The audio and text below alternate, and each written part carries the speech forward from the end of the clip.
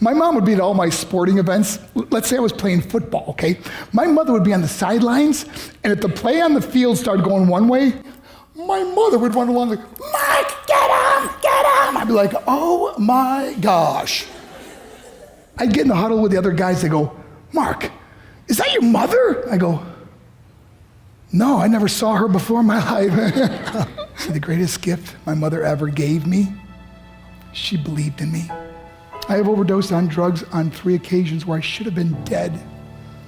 But I believe I was kept here for a reason. You show me your friends, I will show you your future. How do I know this? I hung out with losers, and I became the biggest loser of them all because I gave up everything I dreamt about as a little boy because of who I chose to surround myself with. My friends would drive me home at 2, 3, 4 in the morning. We'd be drunk and high, laughing in the car. We'd pull up in front of my house in New York. They go, Mark, the light's on. I go, oh man, my mother's up. See, my mom wouldn't go to bed until she knew her son was still alive. I'd walk in, she'd say, hi Mark, how was your night? I go, it's good, Mom, I'm just gonna go to bed. She goes, can I talk to you for a minute? I go, Mom, I'm tired, I'm just gonna go to bed. She goes, Mark, I haven't seen you all day and all night. Can I please talk to you? I said, man, just leave me alone. You bug me. I'd slam my bedroom door on the one person who believed in me. I was on a worldwide tour and we were wrestling overseas in Japan. After my wrestling match, I went upstairs in my hotel room and I fell asleep. There was a knock at my door at 3 o'clock in the morning. I got out of bed and I looked through the safety window and I could see it was a Japanese promoter.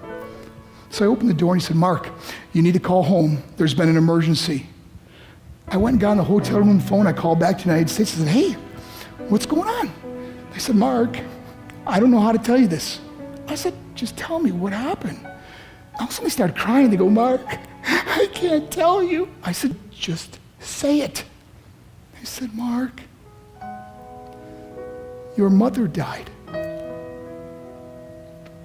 I just threw the phone down. I ran out of my hotel room. I took the elevator to the lobby, and when the doors opened up, I just ran out into the street.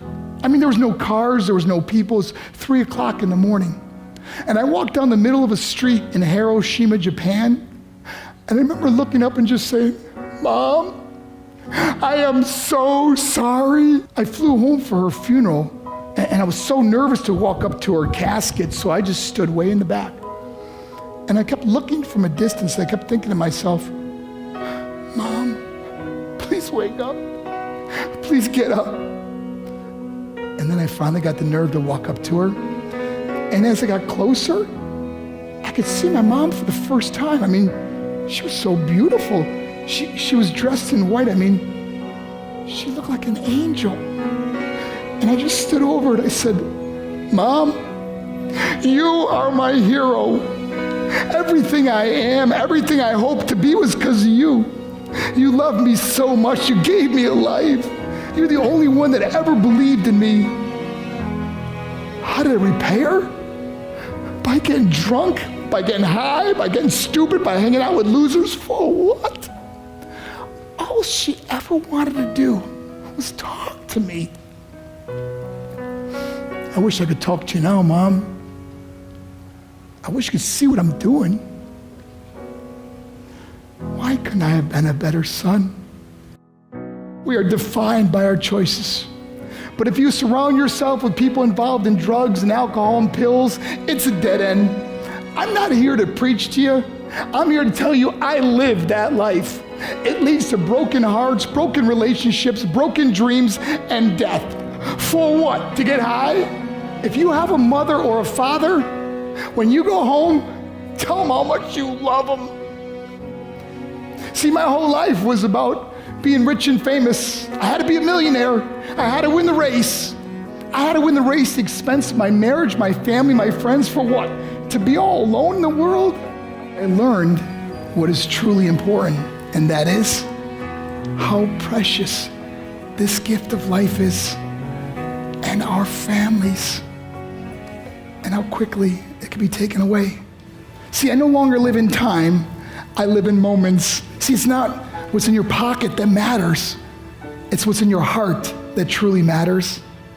Love is just a word, until somebody comes along and gives it meaning.